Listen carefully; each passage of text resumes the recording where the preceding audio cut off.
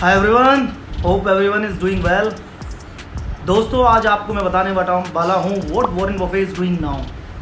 मतलब वर्ल्ड के जो सबसे रिचेस्ट लोग हैं, जो वर्ल्ड के सबसे अच्छे शार्प इंटेलिजेंट बिजनेसमैन इन्वेस्टर्स हैं, वो इस कोरोना वायरस में, जो ये चाइनीज़ वायरस है, ये जो वुहान वायरस है, इसके क्राइसिस के अंदर क्या कर रहे हैं। वो लोग क्या कर रहे हैं आज के टाइम पर, जब ये इकोनॉमी डाउन जा रही है, वर्ल्ड वाइड इकोनॉमी डाउन जा रही है।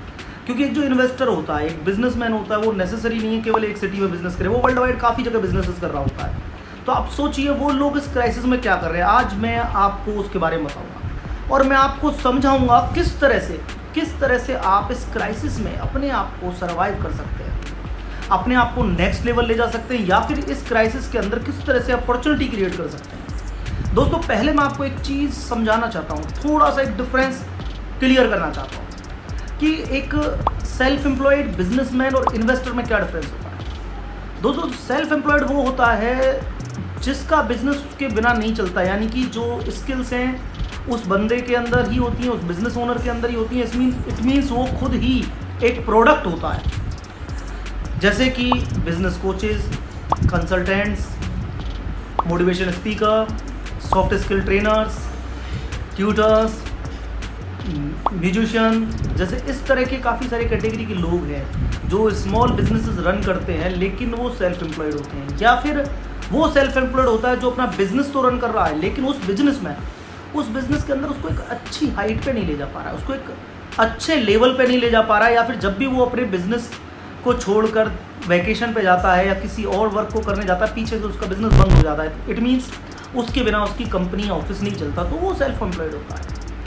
एक बिजनेसमैन कौन होता है? बिजनेसमैन वो होता है जिसका बिजनेस यूरोप में चल रहा है, अफ्रीका में चल रहा है, वियतनाम में चल रहा है, लेकिन वो इंडिया में किसी दूसरे बिजनेस को रन कर रहा है। इट मीन्स उसके सारे बिजनेसेस रन कर रहे हैं ऑटोमेटिकली।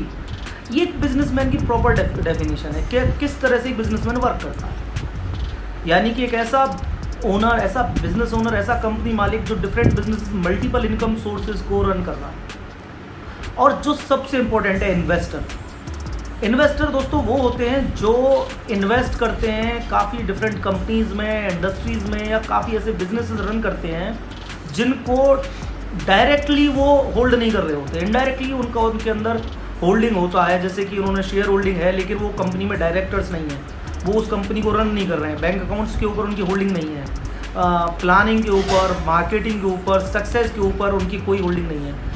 उनका होल्ड होता है केवल ईयरली उनको कितना प्रॉफिट मिलने वाला है। तो मिस्टर वॉरेन बफेट इस कैटेगरी के अंदर के इन्वेस्टर हैं जो काफ़ी सारी कंपनीज़ के अंदर इन्वेस्ट करते हैं, और ये लोग बहुत शार्प होते हैं, ये लोग प्लानिंग लेके चलते हैं। इनको पता होता है कि जिस कंपनी में वो इन्वेस्ट कर रहे हैं उनका नेक्स्ट 5 to 6 ईयर का प्रॉफिट क्या होने वाला है। तो एक इन्वेस्टर, एक रिच बंदा, एक ऐसा बिजनेस ओनर जो मल्टीपल इंडस्ट्री रन कर रहा है, जिसके पास में फंड है और वो फंड को मैनेज करना चाहता है, वो इस क्राइसिस में को जो चीज़ें कर रहा है वो मैं आपको बताऊंगा इस वीडियो के अंदर। पर पहले आप एक और पॉइंट जानिए, ये लोग डीमोटिवेट नहीं है, टोटली ये लोग प्लानिंग कर रहे हैं इस क्राइसिस के अंदर भी। एक बिजनेसमैन आज की कंडीशन के अंदर वहाँ बैठ कर डीमोटिवेट नहीं हो रहा है, वो प्लान कर रहा है, प्रिपेयर कर रहा है अपने लिए। जैसे कि मिस्टर वॉरेन बफेट, वो कंपनियाँ सर्च कर रहे हैं आज के टाइम पर जिन कंपनीज़ का अच्छा फ्यूचर है और शेयर डाउन है, यानी ईजिली उनमें ज़्यादा से ज़्यादा शेयर होल्डिंग वो भी ले सकें। जिन उन कंपनीज़ की उनकी टीम पूरी कैलकुलेशन कर रही है कि नेक्स्ट 5 ईयर 10 ईयर में इस कंपनी की कितनी ग्रोथ होगी, आज करंट स्टेटस इसका कितना है, तो उसके अंदर वो इन्वेस्टमेंट करेंगे। और जिस कंपनी का फ्यूचर आगे बेनिफिट में नहीं है, जो कंपनी आगे अच्छे लेवल से नहीं बढ़ सकती, तो उसमें से वो अपने शेयर आउट करेंगे, सेल कर रहे होंगे। देखिए दोस्तों, अच्छा बिजनेसमैन वो होता है जो अगर बिजनेस प्रोडक्टिव नहीं है तो जल्दी ही उसको क्लोज कर दे, ना कि उसको ज़बरदस्ती आगे लेके जाए। अगर आपको बिलीव है आपका बिजनेस प्रोडक्टिव है, आगे फ्यूचर में अच्छे लेवल से जा सकता है, तो आप ज़रूर उस पर ध्यान दीजिए। लेकिन अगर आपका बिजनेस प्रोडक्टिव नहीं है तो टाइम पर इंडस्ट्री शिफ्ट कर लीजिए। तो वॉरेन बफेट जैसे इन्वेस्टर्स, टाटा हुआ, अंबानी हुआ, रिलायंस हुआ, बड़े बिजनेस ओनर्स, वो सेलेक्ट करते हैं, प्लान करते हैं, इनकी मल्टीपल इनकम स्ट्रीम्स होती हैं, डिफरेंट बिजनेस के अंदर होते हैं। ये कोल माइनिंग में भी हैं, तो रोड इंफ्रास्ट्रक्चर के अंदर भी हैं, रिटेल में भी है। तो ये फ्यूचर देखते हैं, उस बिज़नेस को एक नेक्स्ट लेवल ले जाने की प्रिपरेशन करते हैं, उसमें ज़्यादा इन्वेस्टमेंट करते हैं। तो आपको उन सेक्टर्स को वर्क करना होगा। तो दोस्तों इन चीज़ों पे थोड़ा सा अपने को ध्यान देना होता है। आज एक इन्वेस्टर अपने आप को सिक्योर करता है, वो देखता है ये बिजनेस नहीं चल रहा तो ठीक है मैं इसको छोड़ देता हूँ। ये लोग डिमोटिवेट नहीं होते, ये अपॉर्चुनिटी क्रिएट करते हैं क्राइसिस के अंदर भी। आपने कभी देखा टाटा 1930 में भी था, 2000 में भी था, 1919 में भी था, 2006, 7 और 9 के क्राइसिस में भी था, 2016 के डिमोनेटाइजेशन में भी था, और वो अभी भी है और आगे भी रहेगा। क्या इन लोगों ने कभी सोचा दुनिया खत्म होने वाली, अभी कोई बिजनेस नहीं होना, हम घर बैठ जाते हैं? नहीं, इन्होंने प्लानिंग की है, इन्होंने अपने आप को प्रिपेयर किया है नेक्स्ट लेवल जाने के लिए।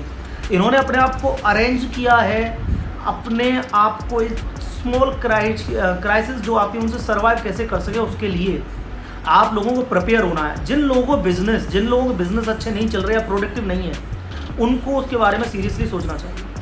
मैं इंडस्ट्री में कोई बड़ा योगदान नहीं देता हूँ, लेकिन मेरे बिजनेस में भी जो स्टाफ मेरा प्रोडक्टिव नहीं है, जो स्टाफ मेरा अच्छे लेवल से वर्क नहीं कर रहा, हमने भी उनको इस रिसेशन में निकाला है। हमने भी उन लोगों को हमने अच्छे बेनिफिट भी दिए हैं जो वर्क फ्रॉम होम कर रहे हैं, जो अच्छी तरह से कंपनी के लिए सपोर्ट कर रहे हैं।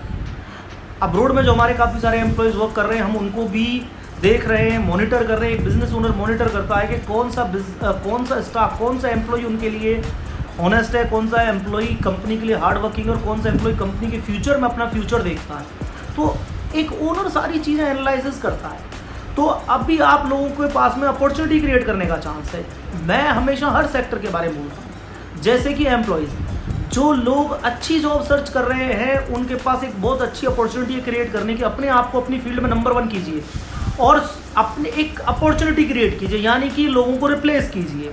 हमेशा बैटल ऑफ बिजनेस में वही जीतता है, लाइफ में वही सक्सेस होता है जो केवल अपने बारे में सोचता है, जो सेल्फिश होता है, जो पहले अपने और अपनी फैमिली के बारे में सोचता है। आप सोचिए, जितनी भी MNC कंपनीज में बहुत सारे इंडियन आउट ऑफ इंडिया गए हुए थे, इंडिया आ गए, क्या वो कंपनियां वापस स्टार्ट नहीं हुई? सारी स्टार्ट होने वाली हैं, सारे बिजनेस चलने वाले हैं। अपने माइंड को सेट कर लीजिए और उन जगह को रिप्लेस करने का चांस देख लीजिए। आप अपने ओनर को बताइए, जहां आप वर्क कर रहे हैं, जिस कंपनी में आप वर्क कर रहे हैं, कि सर मैं इनसे बेटर अपॉर्चुनिटी आपको दे सकता हूं, बिजनेस क्रिएट करके दे सकता हूं, और उसका रिप्लेस कीजिए। नई जॉब सर्च कीजिए, कंफर्ट जोन से बाहर जाइए, जिससे कि आप ज़्यादा से ज़्यादा बिजनेस ग्रोथ कर सको, ज़्यादा से ज़्यादा अपनी पर्सनल ग्रोथ कर सको, अच्छे पैकेज पे 200,000, 300,000, 500,000 पर मंथ का पैकेज ले सको। ओवरसीज जॉब, MNC कंपनी के अंदर जॉब 1 लाख रुपए से तो चालू ही होती है, तो आपके पास मौका 1 लाख रुपए से लेके 3 लाख, 4 लाख, 5 लाख तक अपनी जॉब को लेके जाने का। आप रिप्लेस कीजिए लोगों को, आप उनको एक ऑप्शन दीजिए, क्योंकि होने वाला क्या है, काफ़ी सारे लोग अपने ही एरिया में जॉब सर्च करने वाले हैं। जिस सिटी में रहते हैं वहाँ जॉब सर्च करेंगे, जहाँ जिस डिस्ट्रिक्ट में रहते हैं वहाँ जॉब सर्च करेंगे, क्योंकि डिमोटिवेट होने वालों की कोई कमी नहीं है। तो आपको डिमोटिवेट नहीं होना है, और डिमोटिवेट जो लोग हो रहे हैं उनको रिप्लेस कर देना है, उनकी जगह ले लेनी है। आपको इसको एक मौका बनाना है कि हाँ, मैं अपने जॉब में नंबर 1 हूँ। अगर एक्सपोर्ट फील्ड के अंदर हैं, आप एक CEO हैं, आप एक कंट्री हेड थे, या आप किसी कंपनी के अंदर कंट्री हेड बनना चाहते हैं, किसी कंपनी के अंदर GM बनना चाहते हैं, वाइस प्रेसिडेंट बनना चाहते हैं, किसी कंपनी में डायरेक्टर बनना चाहते हैं MNC में, तो आप उन लोगों की जगह रिफिल कर दीजिए। जो लोग अभी जाना नहीं चाहते, जो एक्सक्यूज़ देना चाहते हैं ओनर्स को, उनकी जगह आप इमीडिएटली अपना प्लेस ले लीजिए।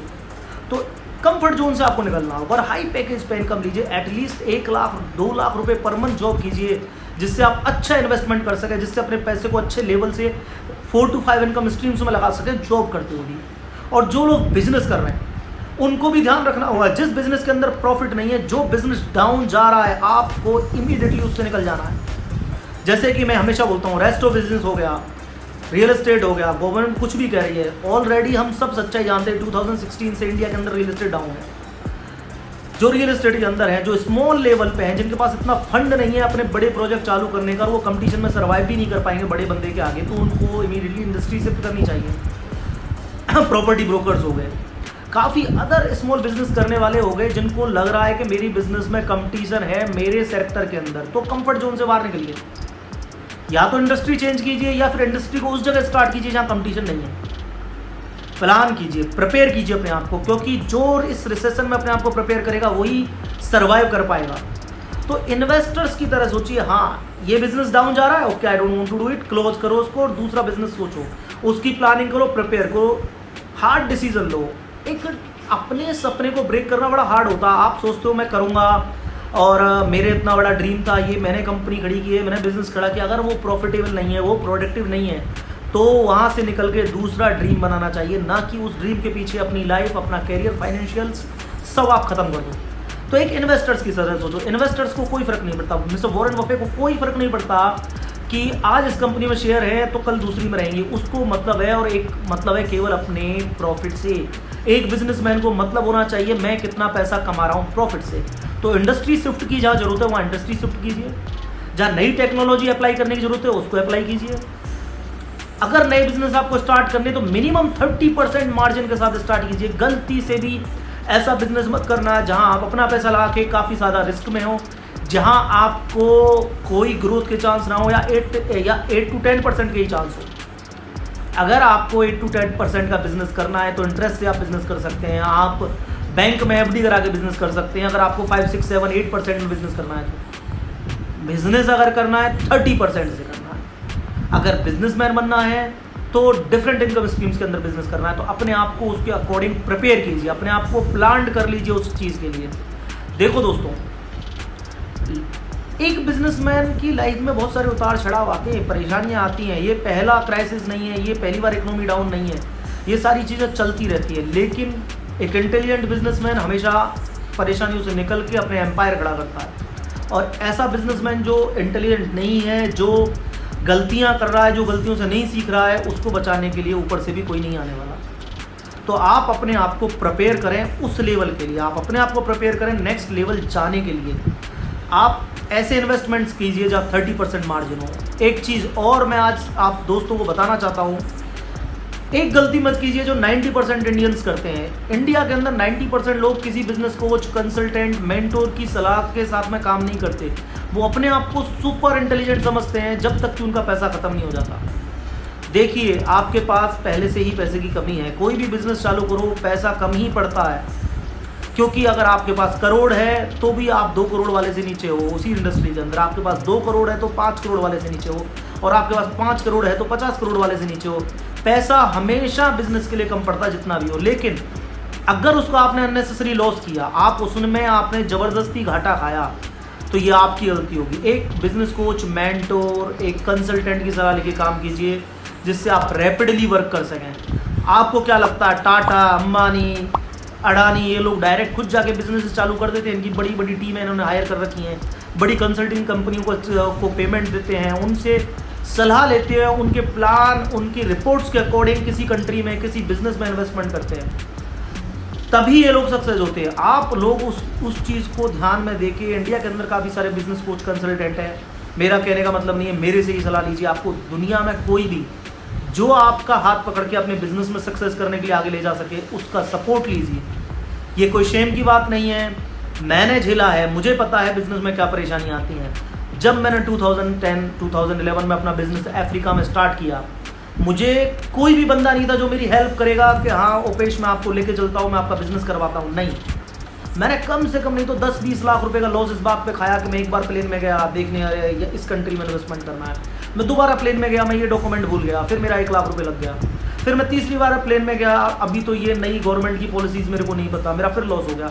मेरे को एक बिजनेस जो मैं 2 महीने में आज किसी का स्टार्ट करवा सकता हूँ, आज जिन क्लाइंट्स का मैं बिजनेस 2 से 3 महीने में अब्रॉड सेटअप करवा देता हूँ, मेरा खुद का बिजनेस सेटअप करने में मुझे 1 साल लगे। 1 साल का टाइम इज़ मनी। 1 साल तक होने वाला पैसे का लॉस एक स्मॉल मीडियम बिजनेसमैन को ख़त्म कर देता है। ये एक अब्रोड की स्टोरी ही नहीं है, ये इस स्टोरी को आप डेली लाइफ के अंदर देख सकते हैं।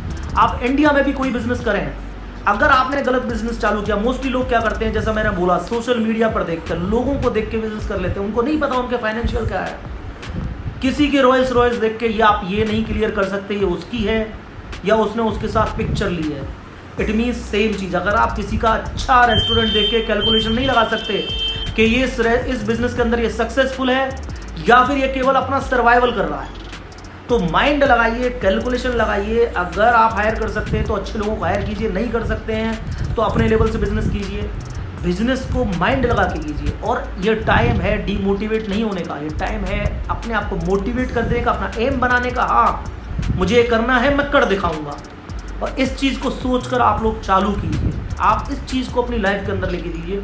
आप सारे बड़े इन्वेस्टर से सीखिए। कोई भी घर में बैठ के नहीं सोच रहा कि मैं मेरा बिजनेस बंद हो जाएगा। वो नई बिजनेस प्लानिंग कर रहे हैं, उनकी लाइफ पे फर्क भी नहीं पड़ रहा, उनकी ऑलरेडी मल्टीपल इनकम स्ट्रीम्स आ रही हैं। तो आप मल्टीपल इनकम स्ट्रीम बनाइए कि कोई भी क्राइसिस हो तो घर बैठे बैठे आपको पैसा आ सके। कोई भी क्राइसिस हो तो आप क्राइसिस के बाद कैसे निकल सके। अगर क्राइसिस में है तो किस तरह से इससे बाहर निकले। गलत इन्वेस्टमेंट कर रखा है या जिस इन्वेस्टमेंट में प्रोडक्शन नहीं है, प्रोडक्टिवनेस नहीं है, जैसे उस इन्वेस्टमेंट को टोटली बंद कर दीजिए जहाँ 2 से 3 साल प्रॉफिट नहीं होने वाला।